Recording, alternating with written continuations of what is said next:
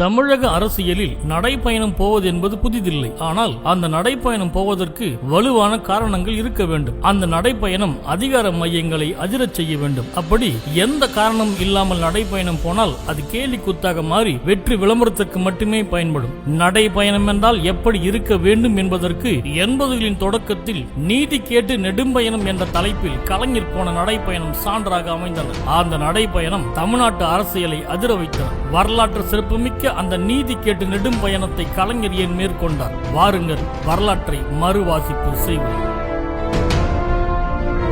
முருகனின் 6 படை வீடுகளில் 2வது படை வீடாக விளங்குவது திருச்செந்தூர். சுமார் 2000 ஆண்டுகள் பழமையான இக்கோவில் தூத்துக்குடி மாவட்டத்தில் அமைந்துள்ளது. இந்த கோயிலை நிர்வகிக்க அறங்காவலர் குழு ஒன்று நியமிக்கப்பட்டிருந்தது. அதன் தலைவராக இருந்தவர் டாக்டர் பாலகிருஷ்ணன். அன்றைய எம்ஜிஆர் ஆட்சியில் அறநிலைத்துறை அமைச்சராக இருந்த ஆர்.எம். வீரப்பன் அவர்களுக்கு நெருக்கமாக இருந்தவர்தான் டாக்டர் பாலகிருஷ்ணன். இந்த அறங்காவலர் குழுவில் வேறு சிலரும் இருந்தார்கள். கோவிலை நிர்வகிப்பது என்றால் நிதி தொடர்பான விவகாரங்களையும் சேர்த்துத்தான். அவர்கள் முன்னிலையில் தான் கோயில் உண்டியல் திறக்கப்பட்டு பக்தர்கள் காணிக்கையாக கொடுத்த பணம், பொருட்கள் உள்ளிட்டவை எண்ணி கணக்கு வைக்கப்படும். இவர்கள் சரியாக கணக்கு காட்டுகிறார்களா என்பதை சரிபார்க்க அறநிலையத்துறை பரிசோதனை அதிகாரி ஒருவரும் உடன் இருக்க வேண்டும். உண்டியல் திறக்கும் தேதி முடிவானவுடன் சம்பந்தப்பட்ட அதிகாரிக்கு தகவல் கொடுப்பார்கள். அப்படி திருச்செந்தூர் முருகன் கோவிலுக்கு பரிசோதனை அதிகாரியாக வந்தவர்தான் சுப்பிரமணிய பிள்ளை. கன்னியாகுமரி, திருநெல்வேலி மாவட்டங்களில் உள்ள கோயில்களுக்கும் அவரே பரிசோதனை அதிகாரி. உண்டியல் திறக்கப்படும் நாளில் அவர் வந்து சேர்ந்தார். அவருக்காக ஒதுக்கப்பட்ட அறையில் தங்கினார். உண்டியல்கள்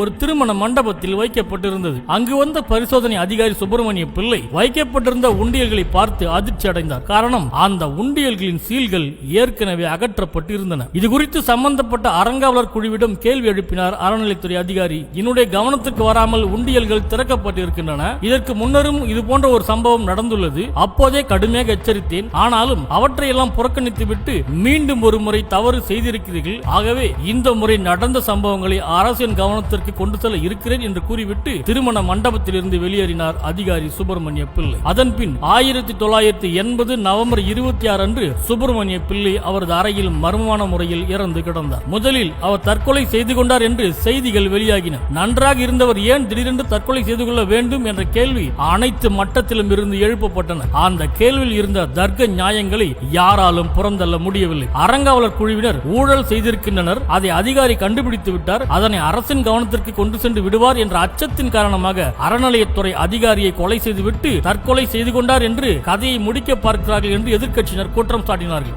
அதிகாரி சுப்பிரமணிய பிள்ளை கோவில் பணத்தை கையாடல் செய்துவிட்டார். இது குறித்து அறங்காவலர் குழுவினர் கேள்வி எழுப்பியதால் தான் அவர் தற்கொலை செய்து கொண்டார் என்றனர் அறங்காவலர் குழுவினர். நீதி விசாரணை நடத்த வேண்டும் என்று முதல்வர் எம்ஜிஆரை கேட்டுக்கொண்டதோடு திருச்செந்தூர் அறநிலைத்துறை அதிகாரி கொலை தொடர்பாக பிரதமருக்கு, ஒன்றிய உள்துறை அமைச்சருக்கு, தமிழக ஆளுநருக்கு, ஏன் முதல்வர் எம்ஜிஆர் உள்ளிட்டவர்களுக்கும் தந்திகள் அனுப்பினார் கலைஞர். திமுக மேடைகளில் இந்த மர்ம மரணம் குறித்தே பேசப்பட்டது. நீதி விசாரணைக்கு அரசு உத்தரவிட வேண்டும் என்று அனைத்து தரப்பிலும் இருந்து கோரிக்கைகள் எழுந்தது. பொதுமக்களை உள்ளடக்கிய அனைத்து கட்சி பிரதிநிதிகள் போராட்ட குழு ஒன்று அமைக்கப்பட்டது. போராட்டங்கள், கடை அடைப்புகள் நடத்தப்பட்டது. திருச்செந்தூர் நகரமே பரபரப்பாக காணப்பட்டது. அடிப்படையே இல்லாத அர்த்தமற்ற ஒரு பொய்யை, கற்பனை கலந்த கதை ஒன்றை உருவாக்கி உழவு விட்டிருக்கிறார் கருணாநிதி என்று சொன்னதோடு கொலையான அதிகாரி பணத்தை திருடிவிட்டார், அதனை அறங்காவலர் குழுவினர் கண்டுபிடித்து விட்டனர், அதனால்தான் சுப்பிரமணிய பிள்ளை தற்கொலை செய்து கொண்டார் என்று கொலையானவரையே குற்றவாளி ஆக்கி அறிக்கை ஒன்றை வெளியிட்டார் அறநிலைத்துறை அமைச்சர் ஆர்.எம். வீரப்பன். திருச்செந்தூர் வந்த முதல்வர் எம்ஜிஆரிடம்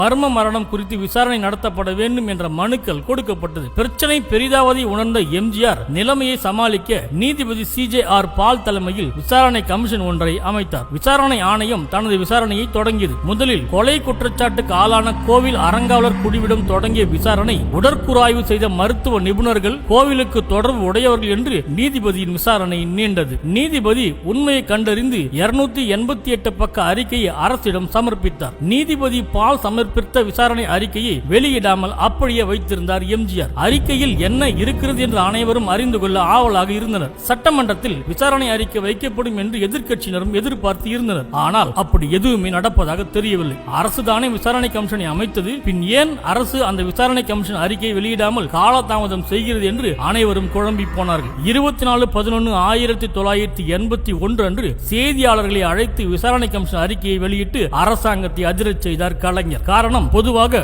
விசாரணை கமிஷன் அறிக்கைகள் சட்டமன்றத்தில் வைக்கப்பட்ட பிறகுதான் பொதுவெளியில் வெளியிட வேண்டும் என்பது மரபு. ஆனால் சட்டமன்றத்தில் வைக்க அரசு மறுத்த போது அதை வெளியிட வேண்டிய அவசியம் கலைஞருக்கு ஏற்பட்டது. அரசு செய்ய வேண்டியதை எதிர்க்கட்சி தலைவர் செய்தார். மக்கள் நலன் கருதியும் கொலையை மறைக்க முயலும் அரசை அல்லது அமைச்சர்களின் தன்மையை மக்களுக்கு தெரியப்படுத்த வேண்டும் என்ற நல்ல எண்ணத்தில் இந்த அறிக்கையை நான் வெளியிடுகிறேன் என்று சொல்லி கலைஞர் அறிக்கையை வெளியிட்டார். வெளிவந்த அறிக்கை அரசியல் வட்டாரத்தில் பல அதிர்வுகளை ஏற்படுத்தியது. மருத்துவர் கோபாலகிருஷ்ணன் அளித்த சாட்சியம் மிக முக்கியமானது. சுப்பிரமணிய பிள்ளையின் தலையில் காணப்படும் 3 காயங்களும் கடின பொருட்களால் தனித்தனியாக உண்டு பண்ணப்பட்டதாக இருக்க வேண்டும். அந்த காயங்கள் அவர் மரணத்திற்கு முன் ஏற்படுத்தப்பட்டவை என்று அவர் சாட்சியம் அளித்தார். ஆகவே சுப்பிரமணிய பிள்ளை தனக்குத்தானே தூக்கிட்டு தற்கொலை செய்து கொண்டிருக்க முடியாது, அவர் கொலைதான் செய்யப்பட்டிருக்கிறார் என்று பட்டவர்த்தனமாக சொன்னது அறிக்கை. மேலும் சுப்பிரமணிய பிள்ளை குற்றுயிரும் கொலையுயிருமாக இருந்தபோது முதல் உதவி செய்து அவரது உயிரை காப்பாற்ற யாரும் எந்தவித முயற்சியும் எடுக்கவில்லை என்று அறிக்கை குற்றம் சாட்டுகிறது. காரணம், அவருக்கு நினைவு திரும்பினால் அவர் மரணமாக்கு மூலம் கொடுத்து விடுவார் என்கின்ற அச்சத்தின் காரணமாக அவருக்கு யாரும் எந்த உதவியும் செய்யவில்லை என்கின்றது அறிக்கை. அதிகாரி கொலையுண்ட அறையை பூட்டி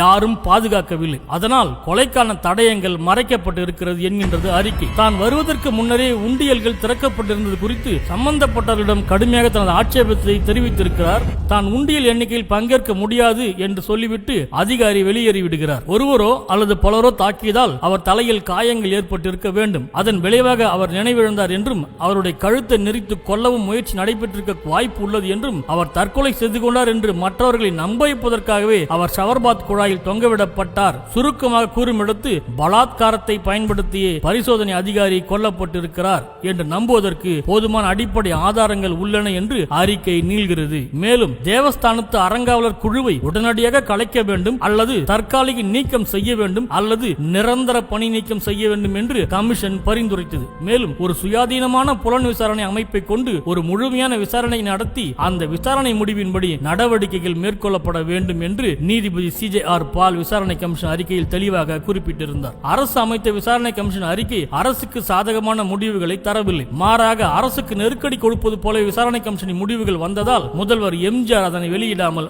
அப்படியே வைத்திருந்தார். இந்த நிலையில்தான் கலைஞர் அந்த அறிக்கையை வெளியிட்டார். அரை தசாப்தங்களாக திமுக ஆட்சியில் இல்லை, ஆனாலும் கலைஞரின் செல்வாக்கு ஆட்சி நிர்வாகத்தில் இவ்வளவு தூரம் ஊடுருவி இருப்பதை அறிந்து அதிர்ச்சியின் உச்சத்துக்கு சென்றது எம்ஜிஆரின் அரசு. விளைவு, முரசொலி அலுவலகம், கலைஞர் வீடு உள்ளிட்ட இடங்கள் சோதனையிடப்பட்டது. திமுகவை நசுக்கும் நோக்கத்துடன் அதிமுக அரசு சோதனை நடவடிக்கையில் ஈடுபட்டுள்ளது என்று குற்றம் சாட்டினார் கலைஞர். அதிமுக அரசின் சோதனைகள் குறித்து நாடாளுமன்றத்தில் குரல் எழுப்பினார் வைகோ. இந்த அறிக்கை எப்படி எதிர்க்கட்சி தலைவரின் கைகளில் கிடைத்திருக்கும் என்ற அரசு சந்தேக பார்வையை தமிழக அரசின் மொழிபெயர்ப்பு துறைக்கான துணை இயக்குனர் பொன் சதாசிவம், கலைஞரின் நேர்முக உதவியாளர் சண்முகநாதன் உள்ளிட்டவர்கள் மீது சந்தேக பார்வை விழுந்தது. விளைவு, அவர்கள் பணியிடை நீக்கம் செய்யப்பட்டார்கள், வழக்கு பதிந்து சிறையில் அடைக்கப்பட்டார்கள். அடுத்து கலைஞரின் மருமகன் முரசொலி செல்வமும் கைதுக்கு தப்பவில்லை. இவர்கள் வழியாகவே பால் கமிஷன் விசாரணை அறிக்கை கலைஞரின் கைகளுக்கு கிடைத்திருக்க வேண்டும். ஆகவே இவர்கள் மீது அடக்குமுறை ஏவப்பட்டது. 4வது குற்றவாளியாக கலைஞரும் சேர்க்கப்பட்டிருந்தார். இதனிடையே சட்டமன்றம் 13/2/1982 அன்று கூடியது. அறிக்கையின் மீது விவாதம் தொடங்கியது. கமிஷன் பரிந்துரைத்ததின் அடிப்படையில் அறங்காவலர் குழுவை உடனே கலைக்க வேண்டும், கொலையில் ஈடுபட்டவர்கள் மீது விரைந்து நடவடிக்கைகள் எடுக்க வேண்டும் என்று கலைஞர் பேசி முடித்தார். அறங்காவலர் குழுவை கலைக்க வேண்டும் என்று கமிஷன் பரிந்துரைத்தது உண்மைதான். அதற்காக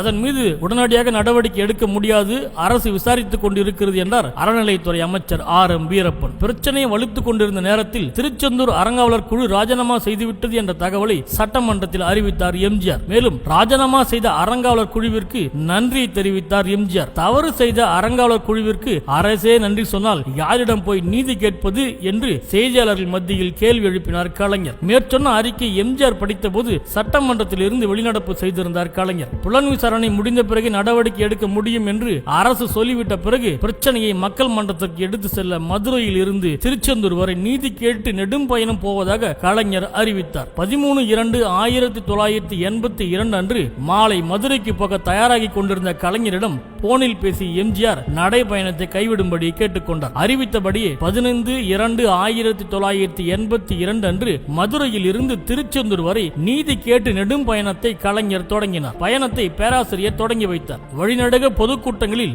எம்ஜிஆர் ஆட்சியின் போக்கை கண்டித்து பேசினார். நடைபயணத்தின் மூலம் 15 லட்சம் மக்களை சந்தித்தார். நடை நடைப்பயணத்தில் ஒரு முக்கியமான முழக்கம் ஒன்று எழுப்பப்பட்டது. அது வீரப்பா வீரப்பா வைரவேல் எங்கப்பா. தொழிலதிபர் ஒருவர் திருச்செந்தூர் முருகன் கோவிலுக்கு 10 லட்சம் மதிப்பு கொண்ட வைரவேல் ஒன்றை காணிக்கையாக கோயில் நிர்வாகத்திடம் கொடுத்துள்ளார். அதன்பின் அந்த வேல் என்ன ஆனது என்று தெரியவில்லை. காரணங்கள் ஏதாவது சொல்லி கலைஞர் நடைப்பயணத்தை இடையில் முடித்துக் கொள்வார் என்று துரோகிகளும் பரம்பரை இன எதிரிகளும் சொன்ன ஆர்வத்தை பொய்யாக்கி ஒரு நாளும் விடுபடாது 8 நாட்கள் நடந்தார். 200 கிலோமீட்டரை கடந்தார். கால் வீங்கியது, பொருட்படுத்தவில்லை, கட்டு போட்டுக் கொண்டு நடந்தார். இந்துக்கள் மனதை புண்படுத்தி விட்டார் என்று எந்த கலைஞரை சொல்வார்களோ அதே கலைஞர் தான் நேர்மையாக கணக்கு கேட்ட இந்து அதிகாரியின் கொலைக்கு நியாயம் கேட்டு நடந்தார். குற்றத்தில் ஈடுபட்டவர்களை பாதுகாக்கும் அதிகார மையத்தை உழுக்க கொலையை தற்கொலை என்று சொல்லி குற்றத்தை மூடி மறைக்க பார்த்தவர்களை மக்கள் மன்றத்தில் அம்பலப்படுத்த தன் வயதை பொருட்படுத்தாது கலைஞர் 200 கிலோமீட்டர் நடந்தார். 15/2/1982 தொடங்கி 22/2/1982 அன்று திட்டமிட்டபடி திருச்செந்தூரில் முடிந்தது நடைப்பயணம். பேராசிரியர் தலைமையில் அன்று மாலை பொதுக்கூட்டம் நடந்தது. அதிகாரியின் கொலைக்கு நீதி கேட்ட இந்த நெடும் பயணம் அரசுக்கு நெருக்கடிகளை தந்தன. அரசு நியமித்த விசாரணை கமிஷன் அறிக்கையை அரசை ஏற்க முடியாது என்றால் அதிமுக அரசு உடனடியாக பதவி விலகட்டும் என்று பேசி முடித்தார். கடவுளை மற மனிதனை நினை என்ற பெரியாரின் கோட்பாட்டை ஏற்றுக்கொண்டவராக வலிமிகுந்த இந்த நீதி கேட்டு நெடும் பயணத்தை கலைஞர் மேற்கொண்டார். கலைஞர் வாழ்ந்த நெடிய வாழ்வில் இந்த நெடும் பயணம் ஒரு மைல்கல். வாழ்க கலைஞர்.